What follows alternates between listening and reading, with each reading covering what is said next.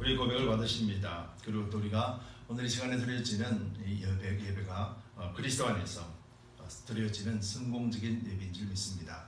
그래서 성공적인 예배를 통하여서 여러분들이 성공적인 인생을 살 수밖에 없음을 증언하고 또 증거하는 그런 복된 삶을 살아가시기를 예수 그리스도 이름으로 다시 한번 축복합니다. 여러분, 사랑이라는 단어를 잘 아시죠? 그래서 여러분들이 사랑을 한 번도 안 해본 사람은 한 명도 없을 거예요. 사랑하면, 여러분, 사랑하면 어떨까요? 감정이 사랑하면은 이런 말이 있죠. 사랑은 눈을 멀게 한다. 그렇죠? 사랑하면은 눈에 보이는 게 없다라는 의미일 것입니다. 나쁜 쪽보다는 아마 좋은 쪽의 의미일 거예요. 사랑하게 되면은 눈에 보이는 게 없답니다. 눈에 보이는 게 없다는 것은 세상 무서울 곳이 없다는 거죠. 여러분, 어떤 대상을 사랑한다는 것은 그 사랑하는 대상을 위해서 어떤 세상에 힘들고 무서움도 나에게는 힘들고 무서움이 아니죠. 그래서 눈에 보이는 것도 없고 생각이 오직 그 사랑의 대상으로만 직진하고 또 어떤 행동이든지 아주 빠르게 그 사람을 위해서 하는 행동, 그 사람을 위해서 나타나는 현상들, 바로 이런 것들이 사랑이라고 하는 단어, 또 특별히 사랑하는 자들에게 나타나는 공통된 그런 모습일 것입니다. 20세기 스코틀랜드 침례 교회 목사부터 교사였던 오스왈드 챔버스라는 사람은 이렇게 이야기를 합니다. 사랑은 눈을 멀게 하거나 또 눈이 먼 것이 아니다. 눈을 멀게 하거나 눈이 먼 것이 아니다 라고 표현합니다. 왜냐하면 사랑은 보이는 것보다 더 훨씬 깊고 크고 높고 무한하게 바라보는 시선이다 라고 표현해요. 사랑하면은 단점이 보이지 않죠. 사랑하면은 뭐든지 그 사람 하는 말이나 행동들이 다 좋게 보이죠. 사랑하면은 무조건 이뻐 보이고 사랑하면은 모두 다가 좋게 보인다는 말입니다.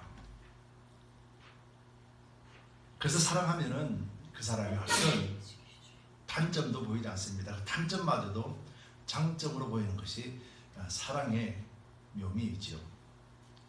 이처럼 인간은 사랑이라는 이 단어에만 두더라도 이 사랑이 우리에게 어떤 긍정적인 효과요, 또 사랑의 대상에게도 어떤 긍정적인 효과를 주는가를 우리는 너무도 잘 알고 있습니다. 그래서 우리는 사랑을 다 한 번씩 해봤습니다. 제가 이렇게 과거형을 쓰는 것은 오늘 이 시간에도 여전히 그런 마음을 갖고 있는가 하는 질문 때문입니다. 여러분 어떠세요? 여러분들은 누구를 사랑했고 사랑의 대상이 있었을 텐데 그 대상을 처음 사랑했던 그 감정을 지금도 계속 가지고 있습니까? 지금도 계속 그 감정을 가지고 있어요? 사모는 예스라고 했습니다. 저도 그래요. 이것도 참 중요해요. 왜냐하면 우리 인간이라는 존재는 시간이 지나면 지날수록 그 감정이 다운되는 것을 경험할 수밖에 없기 때문에요. 그래서 이 감정을 다운되지 않게 하려면 방법이 하나가 있는데, 유일한 방법, 그 하나가 있는데 바로 이것이 하나님 안에 거한다는 거예요. 우리가 쉬지 않고 살아갈 수 있는 비결은 나라는 존재에서 나타나는 것이 아니라 하나님의 사랑이 나에게 계속해서 부어주고 흐르고 있다는 것을 아는 순간, 깨닫는 순간 우리는 우리의 사랑도 쉼없이 흘러가게 되는 거예요. 그래서 부부간에 또 연인간에 어떤 관계 속에서의 사랑도, 사람의 사랑은 한계가 있지만 주님 안에 있을 때 그 사랑은 한계가 없는 사랑이에요. 왜냐하면 그 사랑의 주체가 인간이 아니라 하나님이시기 때문에 그렇습니다. 그래서 오늘 본문 제목이 사랑 안에서 사랑합시다입니다. 이 사랑은 바로 주님의 사랑이죠. 주님 사랑 안에서 우리가 사랑합시다라는 말이에요. 그럼 우리는 언제든지 사랑할 수가 있다는 것을 의미합니다. 여러분, 이 시대는 너무도 악한 시대입니다. 그리고 살보면은 모두 각기 자기 개인주의에 사로잡혀 있습니다. 직장이든 사회든 가정이든 또 특별히 국가든 어떤 곳에서라도 자기의 유익을 취하는 것이 가장 우선적입니다. 어쩌면 이것이 당연한 줄도 모르겠지요. 그런데 이 당연함 속에서 많은 것을 잃어버리고 산다는 거예요. 나의 만족을 위해서, 내가 더 많이 갖기 위해서는 반드시 있어야 되는 것이 뭐냐면은 대상이 불행해지거나 대상이 가진 것을 빼앗겨야만 된다는 이치라는 거예요. 나도 행복하고 나도 많이 가지고 상대도 행복하고 상대도 많이 가질 수 있는 것은 세상에 없다라는 것이죠. 근데 유일하게 나도 행복하고 많이 가질 수 있고 저 사람도 많이 가지고 많이 행복할 수 있는 것이 있는데 그것이 뭐냐면은 사랑이라는 것이죠. 그런데 우리 인간은 우리 속에 그런 사랑이 없기 때문에 그 사랑을 줄 수가 없어요. 그래서 내가 좋아하고 내 것으로 만들어야 되겠고 나와 함께 있고 싶은 그 마음의 갈망이 있을 때만 우리는 이 사랑이라는 감정이 발동을 하게 되죠.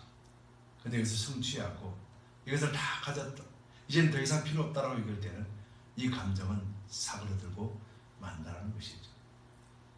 여러분, 예수님은 우리를 어떻게 사랑하셨을까요? 하나님은 우리를 어떻게 사랑하셨을까요?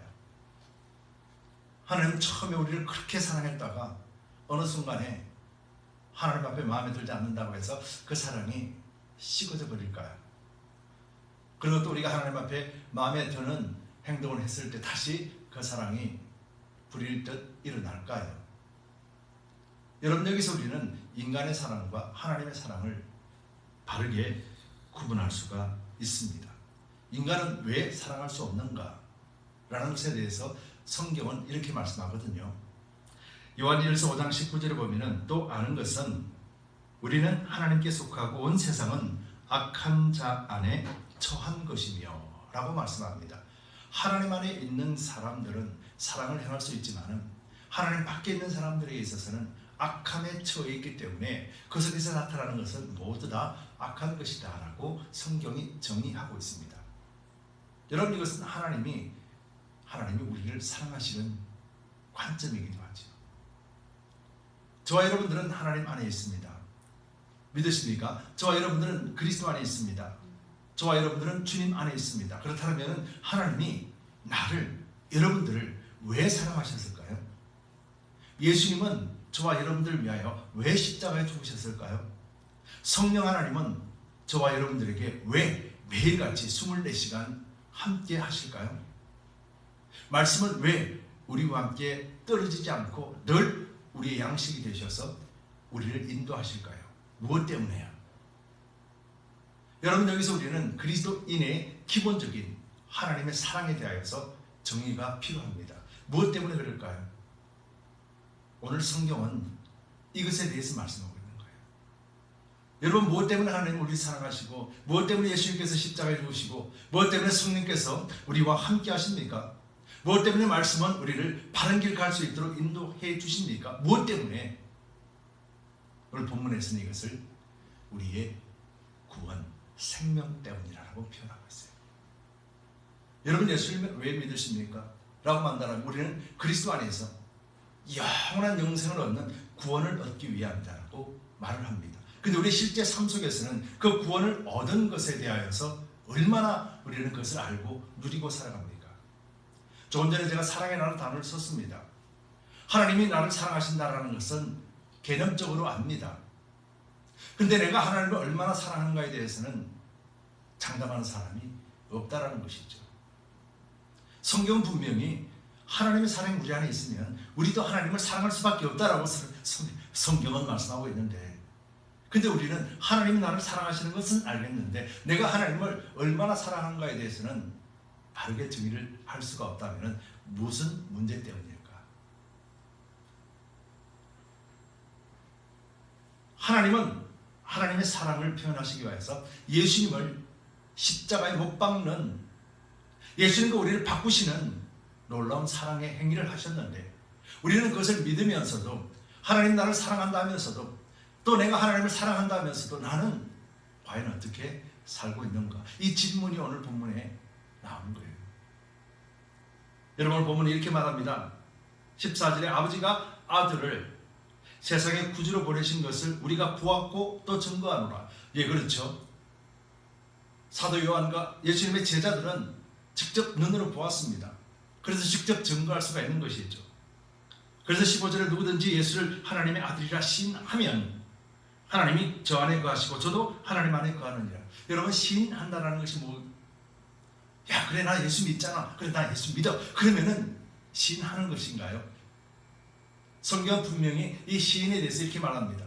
마음으로 믿어 의에 이르고 입으로 시인하여 구원에 이른다. 마음으로부터 믿어지고 이것이 입으로 나타나며 고백으로 나타난다라고 말합니다. 즉 이 시인이라는 것은 진정으로 예수님을 받아들이는 것을 의미하는 것입니다. 여러분들이 예수 그리스도를 받으셨다면 이제는 의심하지 마시기 바랍니다. 여러분들이 예수님을 받으셨다면 이제 하나님이 여러분과 함께 거하신다는 거예요. 이것을 의심해서는 안 된다는 거예요. 그리고 이것을 끝까지 믿음으로 부여잡을 때 우리는 비로소 하나님의 사랑이 지금 이 순간에도 나를 통해서 흘러가고 있다는 것을 깨닫게 되는 것이죠. 10절에 하나님이 우리를 사랑하시는 사랑을 우리가 알고 믿었노니 라고 말합니다.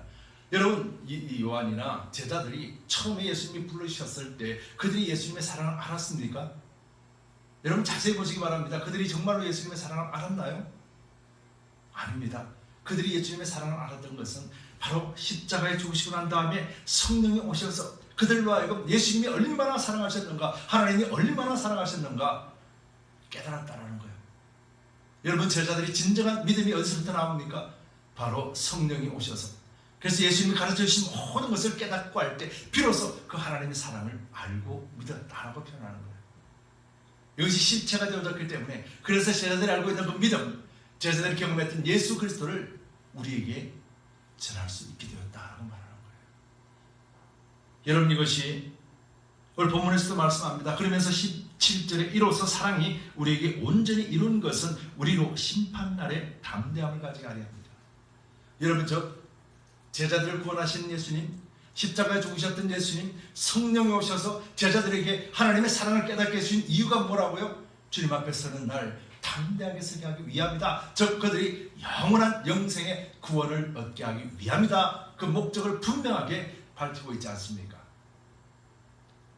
여러분, 그렇다면 하나님 오늘 저와 여러분들을 사랑하시는 이유, 예수님께서 저와 여러분들을 위해서 십자가에 죽으신 이유, 성령이 오셔서 오늘도 함께 하시는 이유가 무엇 때문입니까?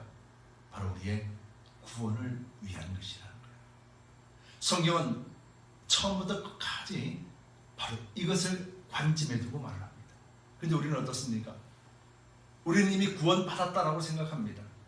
이미 구원받은 자이기 때문에, 하나님 나를 얼마나 사랑하시는가 아는 자이기 때문에 이제 세상에서 우리가 원하는 대로, 우리의 목적대로 살려고 합니다. 그럴 때 여러분 생각해 보시기 바랍니다. 예수님이 왜 나를, 예수님이 무엇 때문에 십자가에 죽으셨는가? 내가 세상에서 이 부귀영화를 누리고 이 쾌락을 누리고 이 즐거움을 누리기 위해서 예수님이 십자가에 죽으셨는가? 한 번씩만 질문해 보시기 바랍니다. 그럼 여러분들이 말씀을 가지고 있고 성령이 계시기 때문에 왜 십자가에 예수님이 죽으셨는가, 왜 나를 위해서 죽으셨는가를 금방 깨닫게 되는 거예요.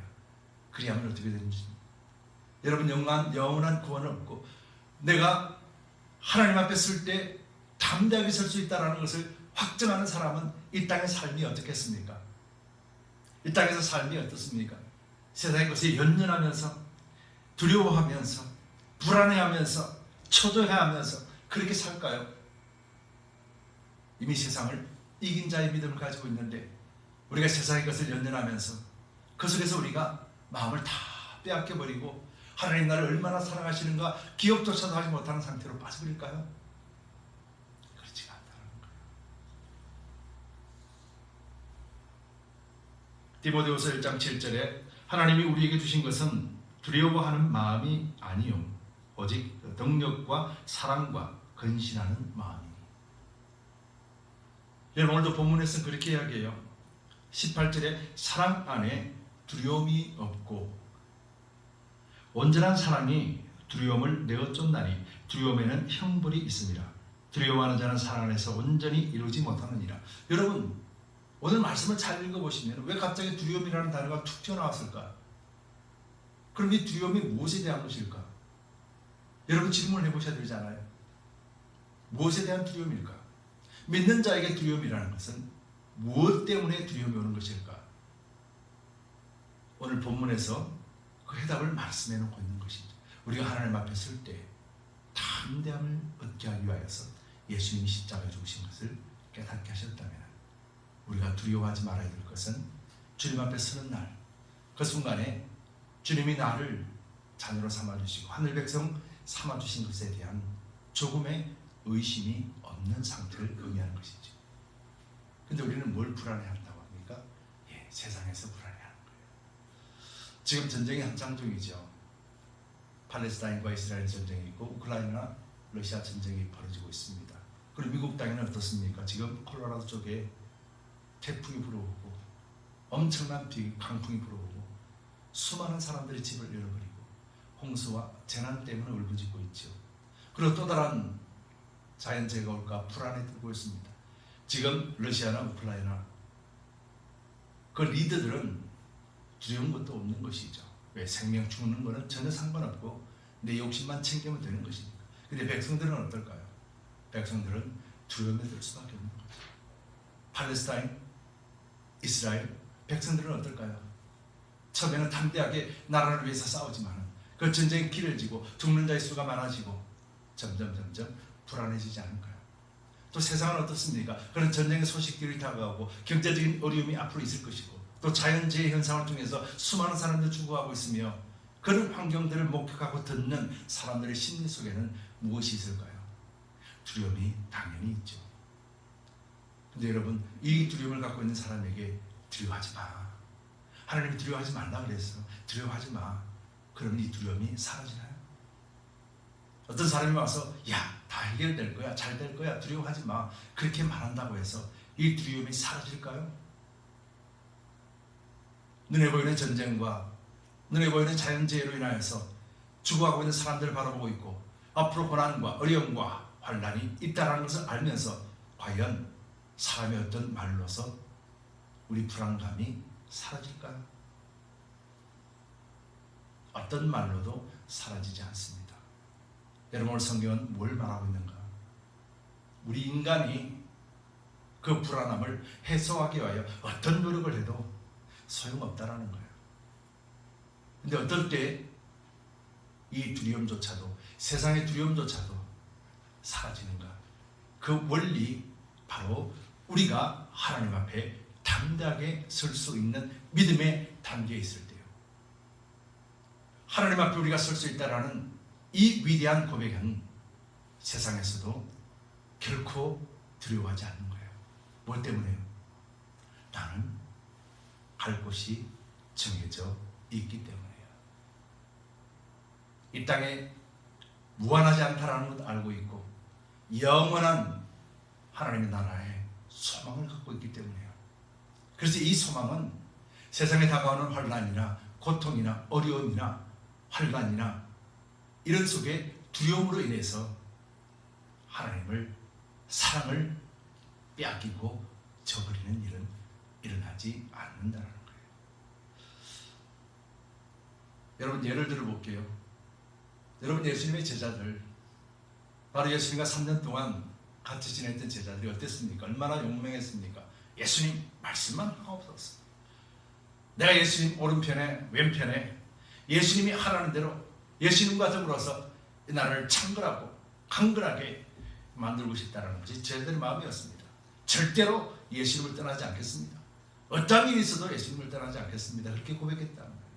그런데 어떻습니까? 예수님이 잡히시는 날 밤 다 도망갔어요. 근데 언제 그들이 다시 예수 그리스도를 전파하는 자가 되었습니까? 어느 날 갑자기 일어났더니 그런 마음이 들었습니까? 어느 날 갑자기 일어났더니 내가 잘못했구나. 야 베드로야, 야 요셉아, 우리 잘못했구나. 우리 그러지 말고 다시 일을 쓰자. 그렇게 해서 이렇게 된 건가요? 인간의 어떤 말로, 인간의 어떤 노력으로도 그 두려움을 떨쳐버릴 수가 없었어요. 그런데 예수님께서 약속하신 성령을 기다리라 하신 말씀에 순종하며 성령이 오시고 난 뒤부터는 그들은 오히려 나를 십자가에 못 박아라. 오히려 나를 죽여라.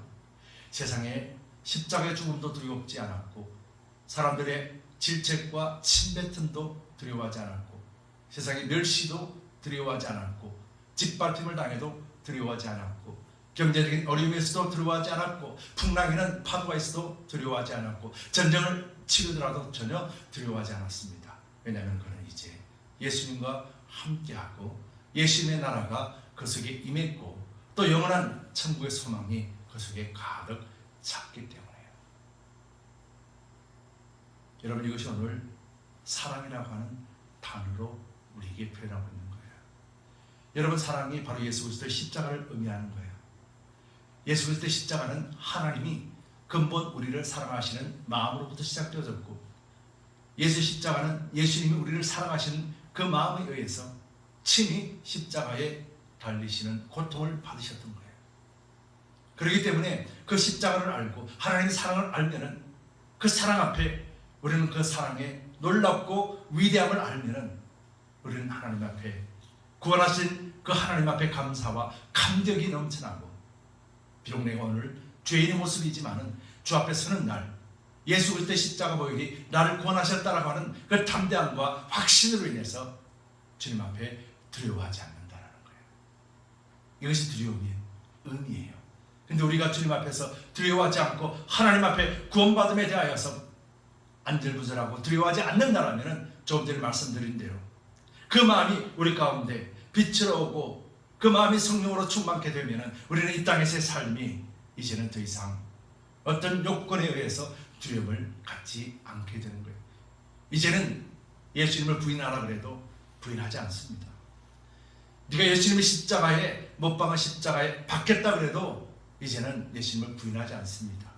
오히려 베드로는 내가 예수님을 3번 부인한 것에 대하여서 너무 부끄러워서 거꾸로 십자가에 박아달라 요청했습니다. 무슨 잘못을 했길래요? 예수 그리스도의 복음을 전하는 것 때문에요. 여러분, 예수 그리스도의 복음을 전하는 것 때문에 제자들은 자신의 목숨도 기꺼이 두려움 없이 내어줬던 것이죠. 지금 오늘 그 말씀을 하고 있는 것이죠. 18절에 사랑 안에 두려움이 없고 온전한 사랑이 두려움을 내어쫓나니 두려움에는 형벌이 있음이라. 두려워하는 자는 사랑 안에서 온전히 이루지 못하였느니라. 그러면서 이제 19절, 20절, 21절 말씀에 우리가 사랑하면 그가 먼저 우리를 사랑하셨습니다. 제가 좀 전에 설명드린 데에 20절에 누구든지 하나님을 사랑을 하고 그 형제를 미워하면 이런 거짓말을 하는 자니 보는 바 그 형제를 사랑치 않은 자가 보지 못하는 바 하나님을 사랑할 수가 없느니라. 바로 이것이 예수님의 제자들의 모습에서 나타나는 것이죠. 예수님의 제자, 특별히 베드로는 예수님을 잡으러 갔던 군병, 특별히 말고의 귀를 칼로 잘라버렸습니다. 네가 감히 예수님을 체포하러 오다니 예수님이 누군지 모르느냐? 그렇게 의문을 일으켰을 때 예수님은 칼을 거두라, 칼로 망할 것이다 말씀하시며 말고의 귀를 붙여주셨어요. 놀라운 기적이 일어났습니다. 그런데 아무도 그 기적과 이적에 대해서 관심조차 없습니다. 베드로도 마찬가지였죠. 그런데 어떻습니까? 성령이 충만한 베드로는 담대하게 사람들 앞에 외칩니다. 너희가 죽인 십자가 예수 그리스도, 그분이 우리를 구원하신 메시아다. 총칼이 들어와도 베드로는 담대하게 말하는 것이죠. 여러분, 이것을 지금 의미하는 것입니다. 베드로는 이전에 예수님과 함께 예수님을 인하여서 내가 복받는 것을 추구했던 사람이었습니다. 그래서 영혼에 대한 관심은 1도 없었습니다. 그런데 이제 예수님이 죽으시고 성령이 오시고 난 다음에 베드로는 그 마음 안에 예수님으로 가득 찼습니다. 그래서 예수님이 베드로를 사랑하는 그 마음이 이제 베드로로 하여금 영혼을 사랑할 수 있는 마음이 되게 하셨던 거예요. 그래서 오늘 본문에는 네가 하나님을 사랑한다면서도 형제를 사랑하지 않는 것은 하나님을 사랑치 않는 것이라 말하는 거예요.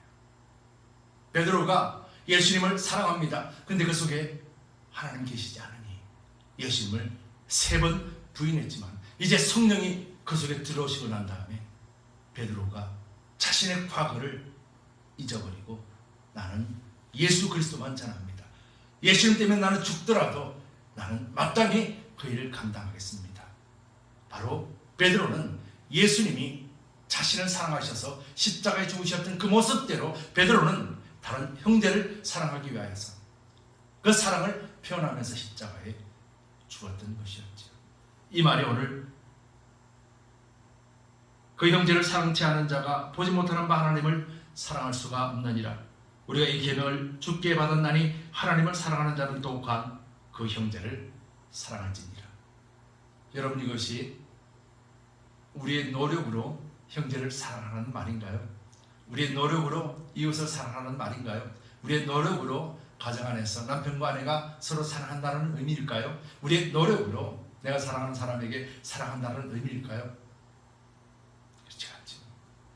예수님이 내 안에 오시면, 내가 예수님 안에 거하면, 내가 예수님 사랑 안에 있으면 우리는 그 사랑을 생명을 권하고 영혼을 아끼고 사랑하는 마음으로 갈 수 있다는 것을 요한은 말하고 있는 거예요. 여러분, 우리 그리스도를 믿는 사람들입니다. 예수님을 믿는다는 것이 무엇이겠습니까? 왜 성경은 땅의 일과 하늘의 일로 구분해 놓고 있습니까? 왜 성경은 육의 일과 영의 일을 구분하고 육체의 일과 영의 일을 구분하고 있을까요? 무엇 때문에요? 바로 우리는 육체, 땅에서 살고 있지만 육의 사람이요 땅의 사람이 아니라 예수 그리스도의 십자가로 말미암아 믿음으로 신함으로 말미암아 우리 속에 예수님이 들어오심으로 말미암아 이제 비로소 우리는 육의 사람이 아니라 영의 사람으로 살게 되었고, 이 영의 사람은 하나님의 주신 마음, 그 사랑을 담아내고 그 담아낸 그 사랑으로 인해서 한 영을 사랑할 수 있는 단계로 나아가게 하시기 위해서라는 것이죠. 여러분, 기억하시기 바랍니다. 제자들이 예수님이 똑같이 전쟁을 치렀습니다. 예수님도 십자가에 죽으시면서 승리하셨습니다. 베드로, 요한도 십자가에 죽으면서 끝까지 믿음의 승리를 이루고 그 복음이 땅끝까지 이르는 증인이 되었습니다. 그렇다면 교회와 성도들 또한 똑같은 전쟁인데 왜 우리는 다른 싸움을 합니까? 똑같은 전쟁, 똑같은 싸움, 똑같이 이기는 것, 이것이 마땅하지 않겠습니까? 여러분, 시편 23편 4절에는 내가 사망의 음침한 골짜기로 다닐지라도 해를 두려워하지 않을 것은 주께서 나와 함께 하신 주의 지팡이와 막대기가 나를 안위하시나이다. 다윗이 목숨을 걸고 도망하면서 지은 시입니다.